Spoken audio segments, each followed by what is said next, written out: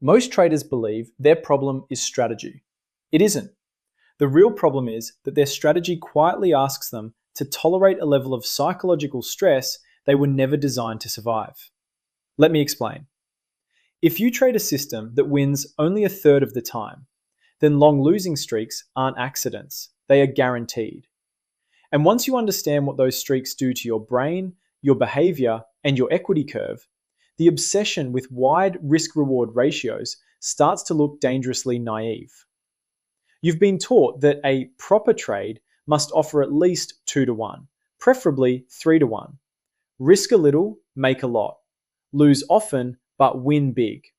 It sounds disciplined, it sounds professional, and on paper, it works. But paper doesn't experience anxiety.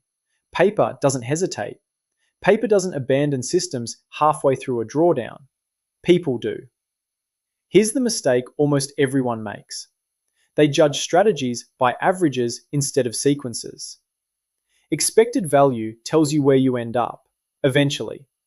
Sequences determine whether you survive long enough to get there. A system that loses frequently creates clustered losses. Clusters create stress. Stress degrades decision-making. This has nothing to do with discipline. It's biology. Imagine two traders. One trades a system that wins just over half the time with equal risk and reward. The other trades a system that wins roughly 1/3 of the time but aims for 3 times the payoff. Both can be profitable. Only one lives in a psychologically stable environment. The lower win rate trader spends most of their time losing, not catastrophically, but persistently. And persistence is what breaks people. Your brain didn't evolve to manage probability distributions. It evolved to detect danger. Repeated losses trigger the same stress circuitry as physical threats: elevated cortisol, reduced working memory, impaired impulse control. Crucially, the brain reacts more to how often losses occur than how large they are. Frequent losses create a constant sense of threat, even inside profitable systems.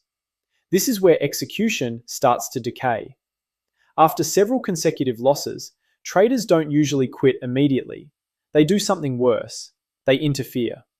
They skip valid setups. They widen stops just this once. They hesitate on entries they would normally take.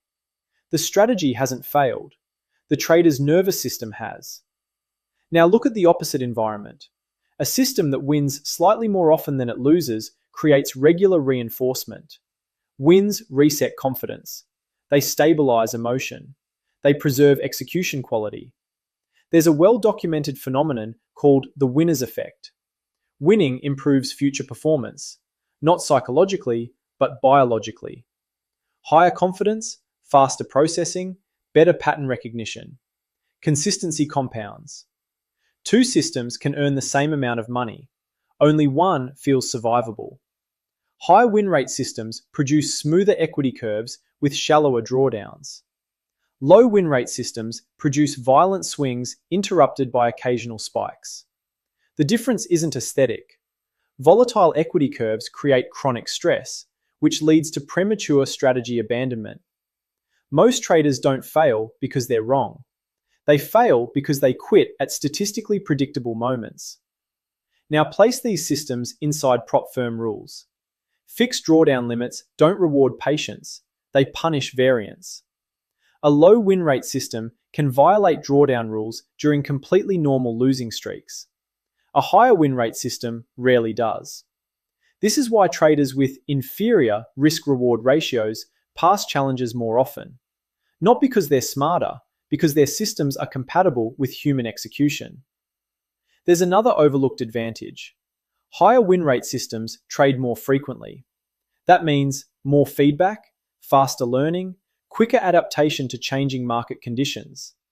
Experience compounds faster than theory.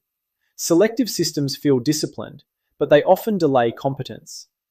Professional traders don't worship ratios. They optimize stability, repeatability, risk containment, execution quality. Most institutional strategies operate near 1-to-1, not because they can't do better, but because consistency scales. Retail traders chase impressive numbers. Professionals chase survivable processes.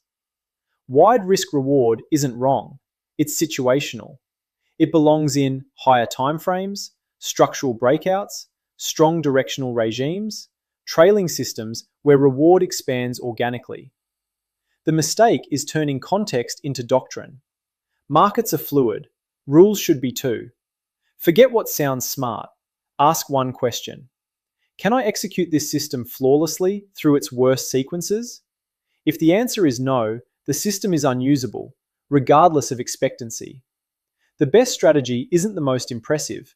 It's the one you'll still be trading a year from now. Calm, consistent, intact. That's mind over market.